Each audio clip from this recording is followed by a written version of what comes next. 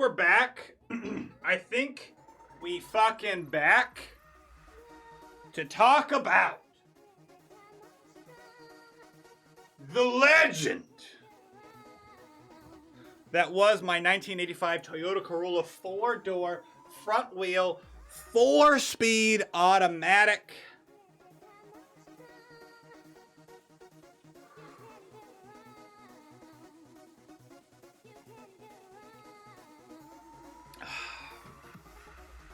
Now, this car was purchased off of Craigslist for $50 US. That's right, 50 US dollars. Why? Well, the people who owned the car had recently recovered it after it being stolen. It was an auto.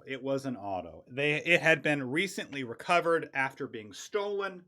The youths who stole the car had some fun at the transmission's expense, at the wheels' expense, and when they were done, they kicked everything they could, broke anything they wanted to, including glass, tore up seats, pissed in the car, just had a really grand fucking time with this car that was likely 10 years their senior.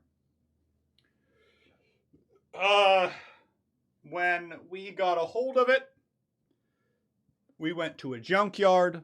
We found one that had 2 intact blown engine Toyota Corollas of the same year.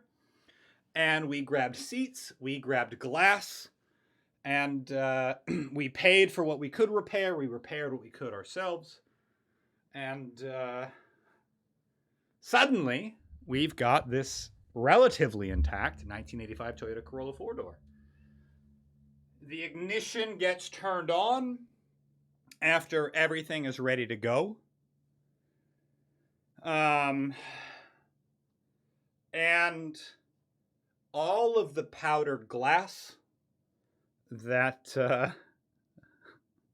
that was in the dash from them breaking the front windshield shoots out of the vents, and suddenly the inside of the car is now blowing around with powdered glass. As the sun rays came in through the windows, it looked like the inside was covered in a disco ball. There were gems, rhinestones covering the inside of this car, and thus the car was named Jules.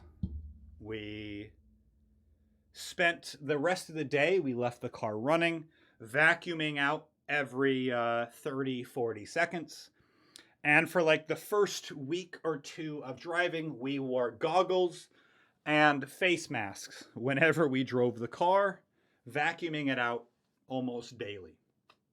By the time it got to me, where I became like the owner of the car, I lived in Tacoma, Washington, which is about 30 miles south of Seattle, Washington. And this car and I became inseparable. I would drive it to the coasts. I would drive it to Idaho. I would drive it up to Canada. I drove it to Northern California. I would sleep in this car if I didn't have money for a hotel. I would hang out with friends in this car. I did every single thing a young 20-something may do in a vehicle. At one point, I realized that this car became an extension of me. We were both given a chance in life that we didn't necessarily deserve or earn, but somebody gave us the time of day. And I decided that this car deserved just as much and every handout in life that I did. And I was under that hood almost weekly. I bled in that car and I made it a part of me. At one point, I was visiting a friend, and this friend told me that he lived all the way up this dirt hill, and there is no way my little shitbox is going to make it up And so one thing I did, I was like, no, I'm taking my fucking car. I will not. I refuse to leave this fucking car on the highway.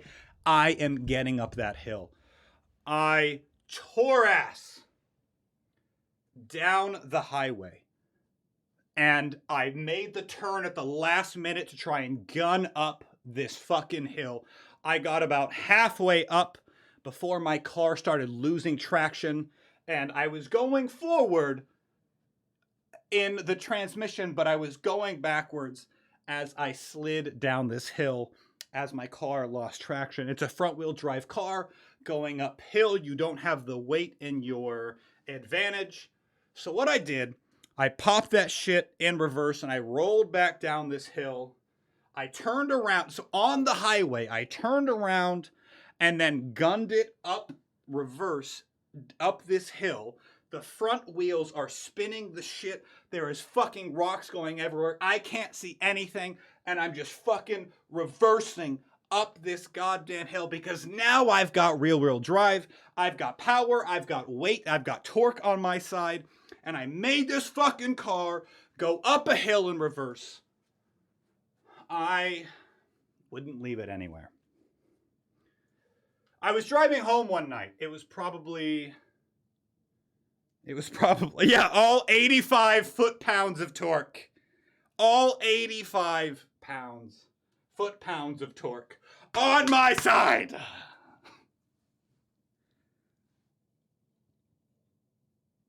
One night I was going down the highway. I was on my way home. I was still easily 20, 30 miles from home. And I heard a bang. A bad bang. The done bang. The this is it bang. As I'm going down the freeway at about 65 miles per hour. This car had electronic brakes, electronic steering. So the only thing I could do is pop it into neutral and hope that I could both coast and stop and turn in a way that worked out for me, as I already knew that that bang, this car was done. It's a new engine. It's over. It was 415-ish thousand miles on this car as I sat on the freeway, knowing that this was the last night I ever was going to drive this car. It was done. And I picked up my phone.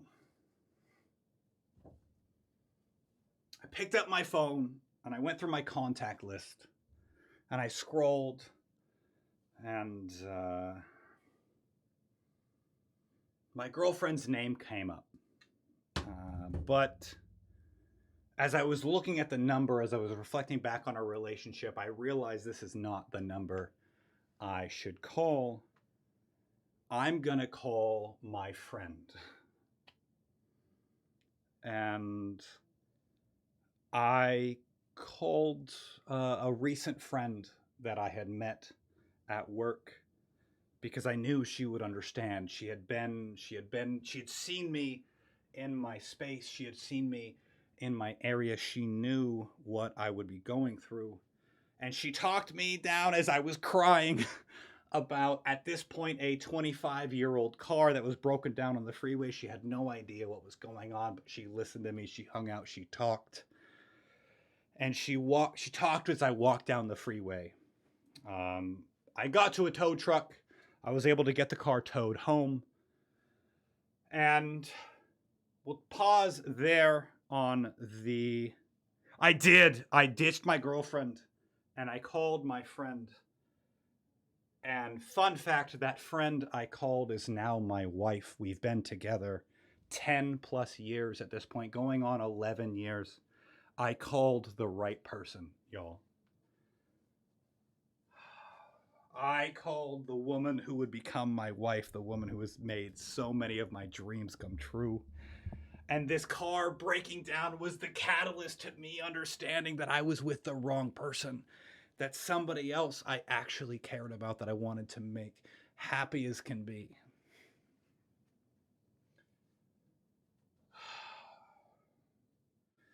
The car gets towed home. My dad and I look under the engine. We look under the hood. We realize this thing's fucking done. There's no chance. There's no chance in hell that this car will ever run again in the situation it is now. And we put it up on Craigslist. $150. $150. Take it or leave it. You get the whole car, no questions asked. Everything's fucked in it. We get a phone call. A man goes, "Hey, I love this car. I love this generation. The wheelbase, everything about this car I really fucking need. I am there tomorrow. What's the address?" And we were like, "Fuck, all right, $150, let's go." They show up with a tow truck.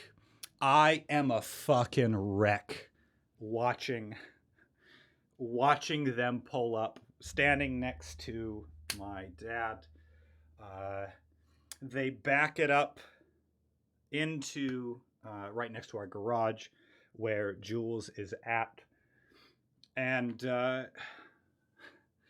man pops out on one side, a young kid, not too different in age from myself, pops off the other. And they come over and they're like, "So, what's the story with this car?" And we sit and we hang out and we talk about this car for the next, 10, 15 minutes. And they're like, "Well, listen, we're a father and son demolition derby team. We are going to make sure Jules gets the best send-off ever. So the way she went out is she got a new engine, she got armored up, and then she went out in full fucking battle. So not only did the car that helped me meet my wife get, in my opinion, get to carry me into adulthood, into the man that I am today, into the woman that I get to meet. She got to meet one of the coolest fucking ends that any car can. And that is why I fucking love the 1985 Toyota Corolla."